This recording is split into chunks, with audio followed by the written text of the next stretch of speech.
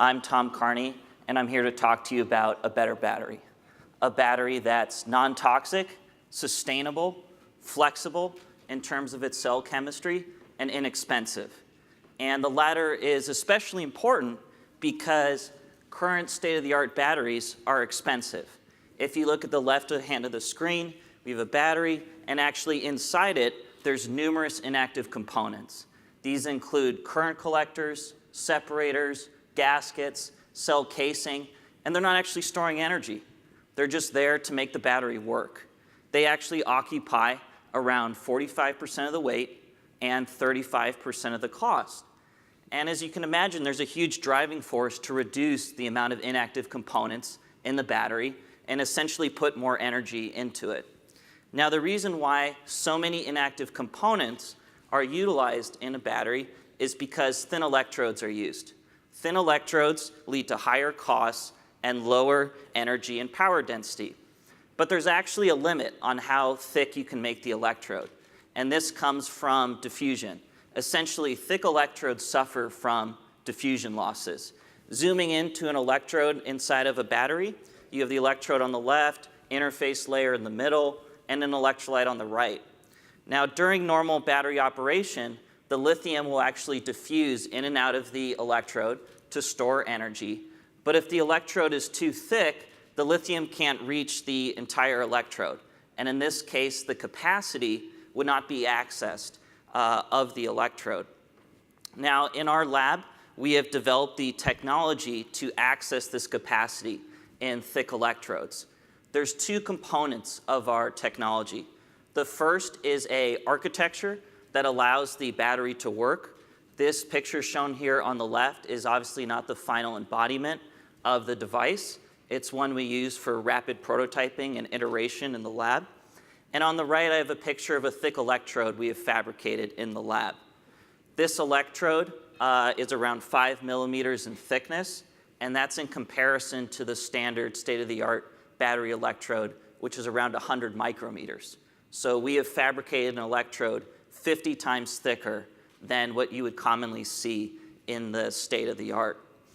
Using this architecture and this formula that we have developed to make thick electrodes, we can then actually overcome this thin electrode constraint and access the full capacity of a thick electrode.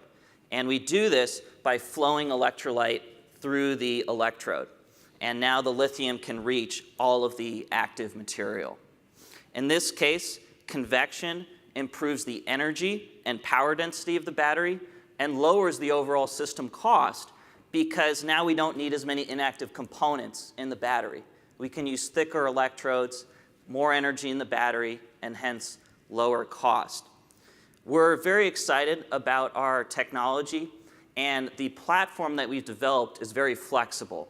It can be applied to a wide range of chemistries depending on vendor interests and energy and power requirements. One area we see our technology being utilized is in the transportation sector for electric cars. Another would be home energy storage, for example, microgrids, storing the energy from solar panels. And finally, the last area that we are particularly excited about is grid-level energy storage. And therefore, we use this technology we developed in the lab to create a prototype for grid-level energy storage. Our convection battery for grid-level energy storage utilizes an inexpensive, non-toxic charged storage material as the electrode. We have an aqueous electrolyte near neutral pH. In this case, we're using sodium to store the energy instead of lithium. And finally, we use a low-cost porous separator to separate out the two thick electrodes. At the end of the day, the most important thing for commercialization is cost. It's great that I've made a sustainable battery, but how much does the thing actually cost? Current lithium-ion batteries cost around $700 per kilowatt hour. This includes the installation cost as well as the cost of storing energy for grid-level storage. Our techno-economic modeling is predicting the future cost of the battery to be $300 per kilowatt hour. But this is still too expensive. And therefore, we developed our convection battery to hit the target of $200 per kilowatt hour. That's what we're predicting the cost to be in around 10 to 15 years. And I would be more than happy to go into the specifics of the techno-economic model that we developed at the poster session.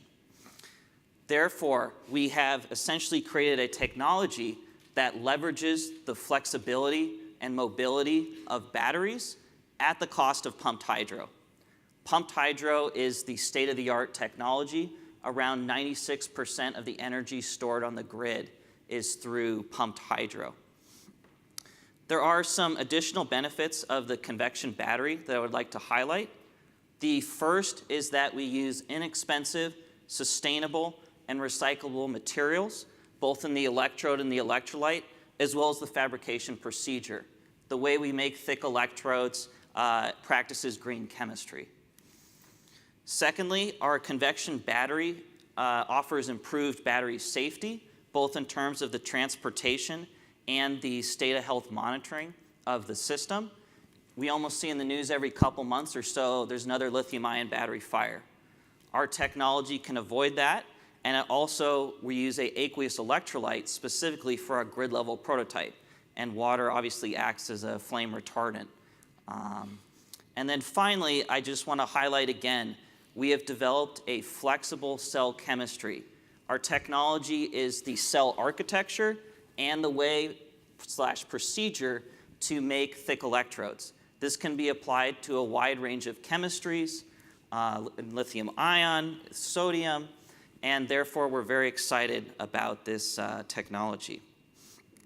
So I just want to end my presentation here. Again, I'm Thomas Carney. I'm the project lead on the convection battery. Our professor, Professor Brushett, is the principal investigator on the project, and our catalyst is Dr. Bharadwaj. We are seeking to commercialize our technology in summer 2018, and I'd be more than happy to discuss more about the convection battery or grid-level energy storage at the poster session. Thank you. Thank you.